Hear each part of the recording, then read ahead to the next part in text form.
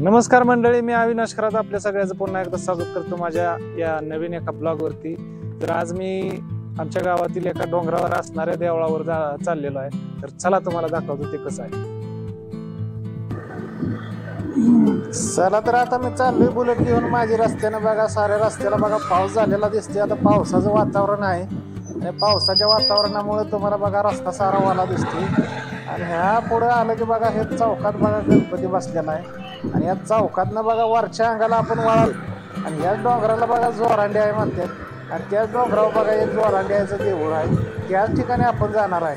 आता आमच्या घरापासून किती वेळ लागते तिथं जायला, तर या डोंगराच्या पायथ्याशी जायला आपल्याला लागते ती 5 मिनिटं, गाडीवर गेलो तर 2 मिनिटं। आणि आता बघा आम्ही या 2 मिनिटाच्या रस्त्याला सुद्धा आम्हाला बराच वेळ लागला आहे शूटिंगला।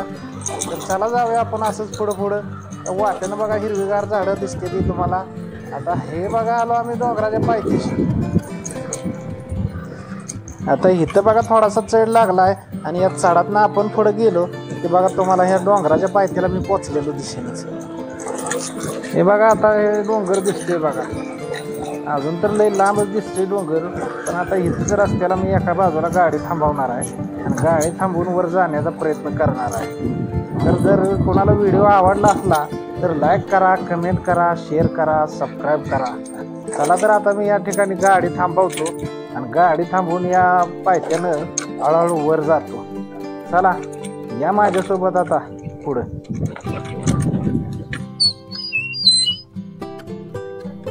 आता बघा मी गाडी थांबवली आणि उतरलोय खाली।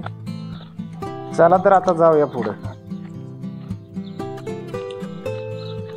आता वर जायचं म्हणलं की मला धाप लागणार आहे। मी पण बऱ्याच दिवस वर गेलेलो नाही, पण बघूया आता किती वेळ लागतोय वर जायला। आपण जसं वर जाणार आहे तसं मोठं वारं येणार आहे। वारं तर आता वाहायला लागलेलं आहे बघा।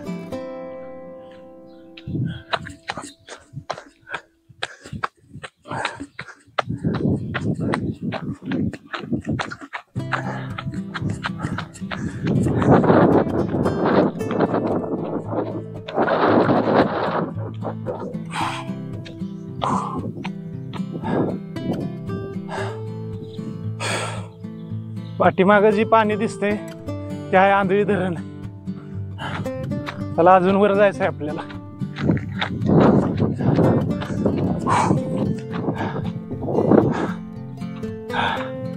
दम लागतो या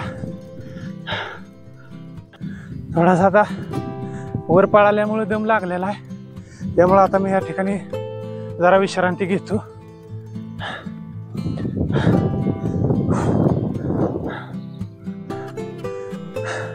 वर येत 3 वेळा मी आता या ठिकाणी बसलेलो आहे।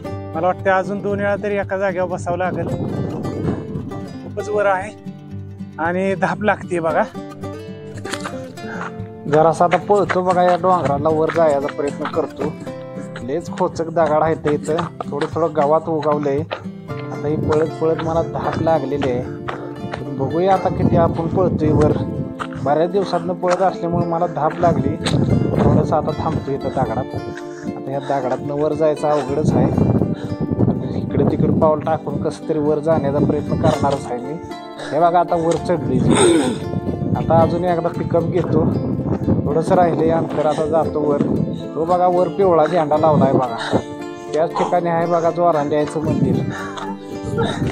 हे बघा मोठे मोठे डोंगर आणि आता या देवळाचं बघा थोडंसं टोक दिसायला लागले बघा। आता मी वर आलोया आणि हे बघा डोंगर, हाच बघा जोरांडी याचा डोंगर। आता समोर बघा तुम्ही काय दिसतंय ते, हेच बघा जोरांडी याचं देऊळ आहे आणि याच ठिकाणी बघा हा स्तंभ दिसतो या। खूप धाप लागली।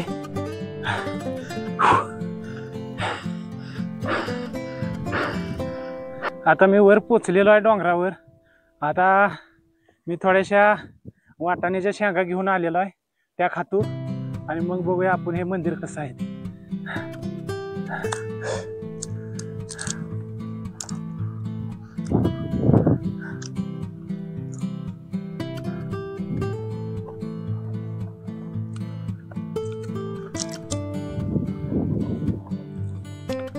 वाटाणे शेंगा फार गोड आहेत त्या.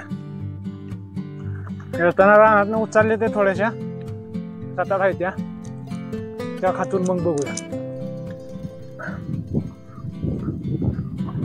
बघा ऊन कडक पडायला लागले आता. त्या जोरांडी वाचलं की कडक उन्हाचा भास नक्कीच होते. पाठीमागा बघा आमचं आंधळी धरण तेवढं दिसतंय. जरा झूम करतो. काय होणार झूम.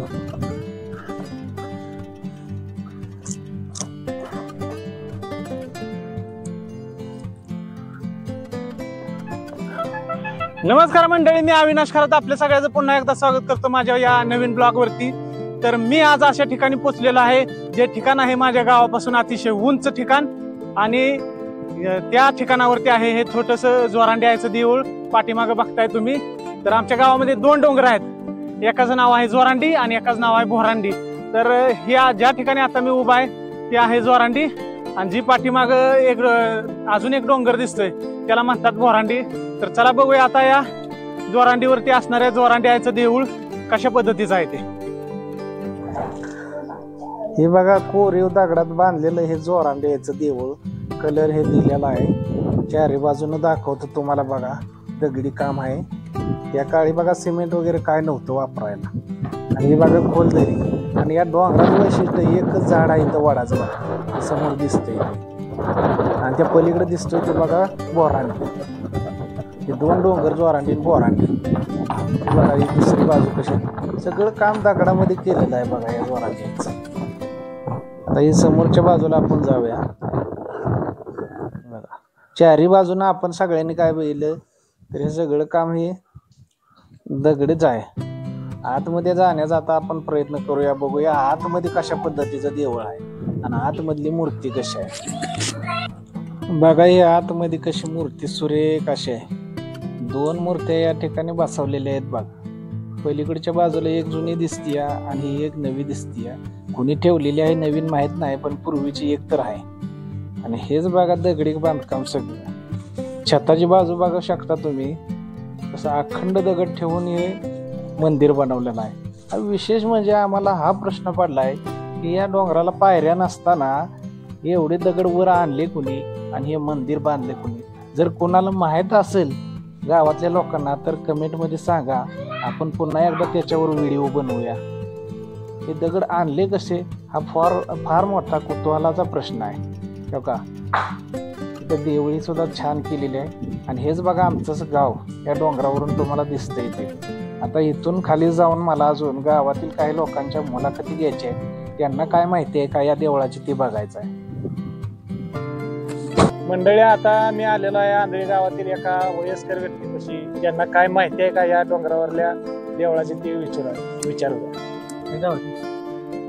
तुम्हाला काय माहिती आहे का जोरांड्याचं? जोराडे काय आता पहिल्यापासून बरोबर ते 50-55 वर्ष तर झाली मला. ते देवीचं सत्पन आहे.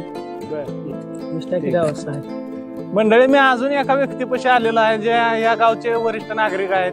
तर त्यांना विचारू या जोरांडीवरची माहिती काय आहे. तर बापू तुम्हाला काय त्या जोरांडीवर असणाऱ्या डोंगरावर असणाऱ्या मंदिराची काय माहिती आहे का? माहिती काय दैवतच आहे ते पहिल्यापासूनच. किती वर्षापासून आहे ती लई काळातलं आहे. ती काय आताच आहे.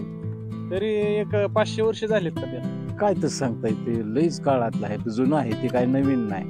तुमच्या आजोबांच्या काळातलं आहे का? लई जुनं का कोणच म्हणणार नाही बाबा आताच आहे. तर त्याचा काय इतिहास आहे का त्या देवळाचा? देवळाचा इतिहास म्हणजे ते भवानीच आहे. दैवतच आहे. आता काय जण म्हणतात जोरांड्याचा आहे. तुम्ही जोरांडे आहे? नाही जोरांडे आहे म्हणजे म्हणतात डोंगर आहे म्हणून म्हणतात. नाहीतर ते भवानीच आहे. त्याला पायऱ्या बिऱ्या कशा काय नाहीत वर जायला? कुठले काय कोण करायचं आहे? तुम्ही करायचं ना पायऱ्या बिऱ्या. तुम्ही देवाचं होय सगळं खरं आहे. कोण करते? आता तुम्ही ह्याच्या आधी कधी गेला होता वर? मी गेलेलं झालं असेल 25 वर्ष. 25 वर्षापूर्वी तुम्ही वर गेला? हो. आता मला चालताच येत नाही ना. पाय गेले तर कमर बसला. मग ते जाण्यासाठीच त्याला मार्ग पाहिजे असं वाटत नाही का तुम्हाला? होईल तसं काहीतरी होईल का नियोजन भविष्यात? होईल की कोणीतरी वाल्या होईलच की त्याला. बर आता तिथं काय सण उत्सव साजरे होतात का त्या देवाचे? हो श्रावणाच्या महिन्यात होतात. काय काय होतं? काय नाही देवाला येतात माणसं. कुठनं येते ती? लांबनं कुठनं येतात. आणि वर काय एक स्तंभ होता वाटतं, ते कुठे गेला? ते तंबू पडलाय का काय पुन्हा ठाव कशाला मित्र घेते. ते उभा बिबा करायचा आहे का नाही? तंबू नाही ते दिकमाळ आहे. दीपमाळ आहे होय. हा दिकमाळ ते त्यात- कधी पेटावते ते का ते? आता कोण पेटवी पहिली पेटवत होती. ह्याचा सेवक सरावाच्या वगैरे महिन्यात. सेवक वगैरे कोण होता का पहिला? पहिलं गुरवस होता. गुरुव बघत होती होय त्याचं. हो म्हणजे आधी मध्ये नाही पण निदान सरावण्याच्या महिन्यात गट बसवणार. हा. ते असं मोठ्या सणाच्या टायमाला जाणार. मग आता तिथं घटबीट बसावते तिला. बसवते ती कुणाच्या तरी मन देणे आलं की बसवते. होय. हो असं बरं. ठाम नाही. चालते. थांबा शेखर शेठ. बरं, आता या ठिकाणी आमच्या गावचे उद्योजक शेखर शेठ काळे या ठिकाणी उपस्थित झालेले आहेत. मी त्यांनाही या ठिकाणी विचारतो की आमच्या गावामध्ये असणाऱ्या डोंगरावरती जोरांड्याचं देऊळ आहे, त्या जोरांड्याबद्दल तुम्हाला काय माहिती आहे का?